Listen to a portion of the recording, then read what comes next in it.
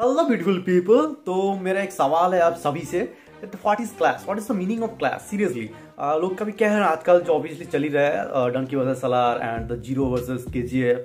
तो अगर क्या आप क्या सोचते हो, क्लास किस चीज़ को कहा जाता है और इसका डेफिनेशन क्या है? अगर पर्सनली अगर मुझे पूछो तो यस, हाँ, ये डंकी वर्सेस सलार जो चल रहा है या फिर सलार वर्सेस डंकी जो भी क्या लो, हाँ ये एक क्लैश है, इसको मैं मानता हूँ क्लैश। लेकिन जीरो वर्सेस केजीएफ वो क्लैश था ही नहीं मेरे ख्याल से, सीरियसली नहीं था।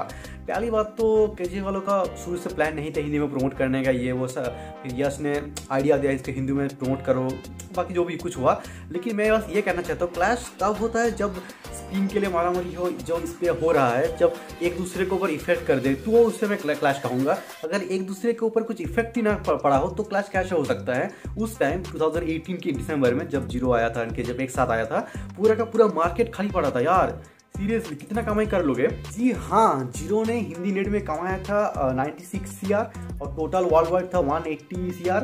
पर हमारा केजीएफ का हिंदी नेट था शायद 44 CR।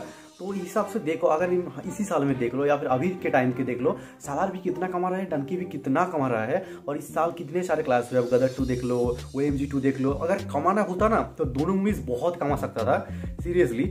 यहाँ पे देखो केजीएफ में 40 करोड़ कमाया था और जीरो ने 90 करोड़ कमाया था, हिंदी की बात करूँ ऑब्वियसली। पर टोटल वर्ल्ड वाइड सब कुछ मिला के केजीएफ ने तो 250 CR कमाया था और डंकी जीरो ने 180 CR कमाया था। तो यहाँ पे मैं जो कहना चाहता हूँ, अगर कमाना होता ना तो दोनों मूवी और ज़्यादा कमा सकता था despite of having the clash.